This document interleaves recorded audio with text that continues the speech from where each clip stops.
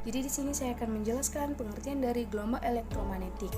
Jadi gelombang elektromagnetik merupakan gelombang yang memiliki suatu muatan energi listrik serta magnet dan tidak memerlukan suatu media rambat. Itu artinya gelombang ini bisa merambat meskipun berada di dalam ruang hampa sekalipun. Gelombang elektromagnetik memiliki bentuk seperti gelombang transversal pada umumnya, yaitu memiliki arah rambat yang tegak lurus terhadap arah getarnya, dan terdapat 3 keterangan, yaitu C sebagai kecepatan cahaya, dan lambda sebagai panjang gelombang, dan F sebagai frekuensi.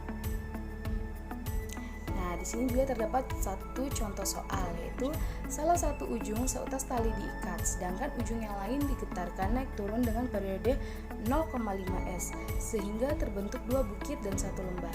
Jika jarak penggetar dengan tingkat pengikat 1,5 m, tentukan kecepatan gelombang yang berbentuk atau terbentuk. Jadi diketahui T sama dengan 0,2 s. Cari frekuensi gelombang menggunakan rumus periode gelombang, yaitu T sama dengan 1 per F, 0,2 sama dengan 1 per F, atau F sama dengan 5 Hz. Jadi diketahui terbentuk 2 bukit dan 1 lembah dengan panjang 1,5 meter. Ingat, panjang gelombang adalah 1 bukit dan 1 lembah, maka panjang gelombang adalah 3 per 2 lambda. Hingga hitung panjang satu gelombang sebagai berikut, yaitu 3 per 2 lambda sama dengan 1,5 m, dan lambda sama dengan 2 per 3 atau 1,5 sama dengan 1 m atau 1 meter. Jadi panjang lambda adalah 1 meter. Hitung kecepatan gelombang menggunakan rumus berikut, itu sama dengan V sama dengan lambda F. Jadi V sama dengan 1 kali 5 sama dengan 5 m per s, maka kecepatan gelombang adalah 5 m per s. Sifat-sifat gelombang elektromagnetik. Gelombang elektromagnetik juga memiliki beberapa sifat di dalamnya. Nah, agar kalian lebih mudah paham akan gelombang elektromagnetik, berikut adalah beberapa sifat yang dimiliki oleh gelombang elektromagnetik. Yang pertama, perubahan medan listrik dan medan magnet pada gelombang elektromagnetik akan terjadi secara bersamaan. Yang kedua, dapat merambat pada suatu ruang hampa. Yang ketiga, besar medan listrik atau E berbanding lurus dengan besar medan magnet dengan hubungan E sama dengan C. Yang keempat, arah medan listrik dan medan magnet saling tegak mengarah terhadap rambat gelombang. Yang kelima, merupakan gelombang transversal. Yang keenam, dapat mengalami polarisasi peristiwa pemantulan refleksi, pembiasan atau refraksi, interferensi, dan pelenturan atau difraksi. Yang ketujuh, memiliki momentum. Yang kedelapan, dapat dibagi menjadi beberapa jenis tergantung frekuensinya atau panjang gelombangnya. Yang kesembilan, laju rambat gelombang elektromagnetik dapat dalam suatu ruang hampa merupakan ketetapan umum atau konstanta C sama dengan 3 kali 108 meter per sekon atau per detik. Spektrum gelombang elektromagnetik. Gelombang elektromagnetik meliputi cahaya, gelombang radio, sinar X, sinar gamma, mikrogelombang, dan lainnya. Berbagai macam bentuk gelombang elektromagnetik hanya dibedakan pada panjang gelombang dan frekuensinya. 1. Gelombang radio. Gelombang radio merupakan jenis gelombang elektromagnetik, di mana adanya gelombang elektromagnetik tersebut adalah ketika bunyi atau audio berubah menjadi suatu sinyal listrik dengan melalui gelombang osilator atau gelombang pembawa. Beberapa benda yang memanfaatkan gelombang radio adalah seperti televisi, radio, telepon, dan radar. Gelombang elektromagnetik ini pertama kali ditemukan oleh Heinrich Hertz serta digunakan oleh Marconi sebagai media komunikasi. 2. Gelombang mikro atau microwave. Gelombang mikro atau microwave dapat dihasilkan oleh tabung kolesterol yang mana memiliki fungsi sebagai penghantar energi. Frekuensi gelombang elektromagnetik pada gelombang mikro terbilang cukup tinggi, yaitu sekitar atas 3 GHz atau 3 kali 900 Hz. Gelombang mikro bisa dimanfaatkan pada radar atau radio detection and ranging serta pada oven microwave. Radar dapat digunakan untuk mencari sekaligus menentukan jejak suatu benda dengan memanfaatkan gelombang mikro.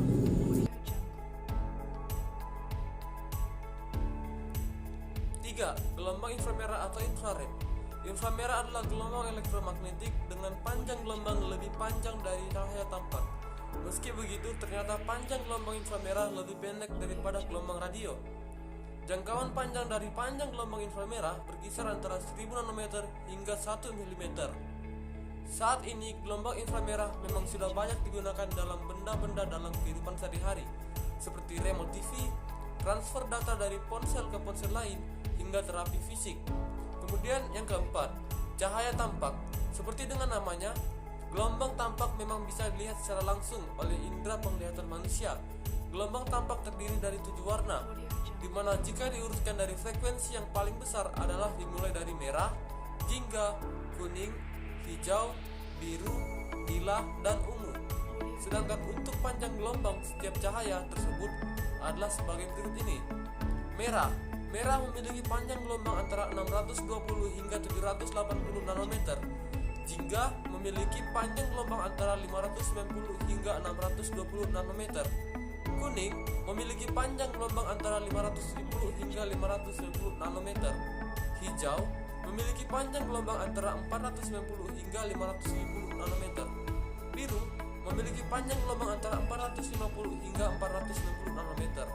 Dan lila memiliki panjang gelombang antara 420 hingga 450 nanometer. Dan yang terakhir, ungu memiliki panjang gelombang antara 380 hingga 420 nanometer. Untuk gelombang cahaya, tampak sampai saat ini juga sudah dimanfaatkan dalam beberapa benda, seperti laser dalam serta optik pada bidang telekomunikasi juga kedokteran.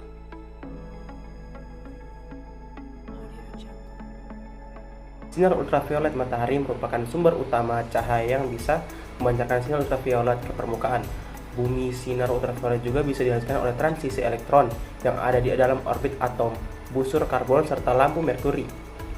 Pada kadar rendah, sinar ultraviolet bisa memberikan bantuan dalam proses pembentukan vitamin D. Akan tetapi, pada kadar tinggi, sinar ultraviolet mampu menimbulkan penyakit, kanker kulit. Saat ini keberadaan sinar ultraviolet banyak dimanfaatkan untuk lampu ultraviolet serta untuk operasi mata lasik. Yang keenam, sinar X. Sinar X memiliki daya tembus sangat besar, bahkan lebih besar daripada sinar ultraviolet. Panjang gelombang sinar X terbilang cukup pendek, namun memiliki frekuensi yang begitu tinggi. Dengan adanya kemampuan sinar X yang bisa menembus daging, maka tak heran jika sinar X kerap dimanfaatkan untuk teknologi röntgen yang bisa menampakkan struktur tulang atau rangka pada layar film. Bahkan sinar X juga dimanfaatkan untuk melacak atau mengisi tas penumpang di bandara. Panjang gelombang yang dimiliki oleh sinar X adalah berkisar antara 0,3 nm hingga 3 nm. Sekian dari saya. Wassalamualaikum warahmatullahi wabarakatuh.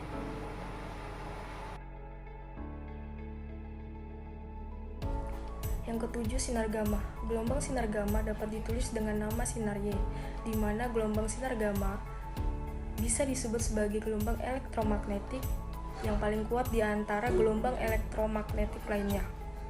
Panjang gelombang pada sinar gamma adalah berkisar antara 0,0003 hingga 0,03 nanometer, atau bisa juga ditulis sebagai 0,3 pikometer hingga 30 pikometer, di mana 1 pikometer adalah 10 hingga 12 meter. Gelombang sinar gamma dihasilkan dari adanya peristiwa peluruhan radioaktif atau inti atom yang tak stabil.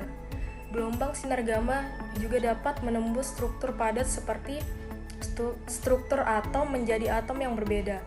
Bahkan sinar gamma juga terjadi pada suatu proses reaksi nuklir, sehingga menghasilkan suatu radiasi yang cenderung begitu membahayakan bagi makhluk hidup. Dalam dunia medis, keberadaan sinar gamma digunakan untuk mensterilkan peralatan medis serta proses radioterapi dalam pengobatan kanker.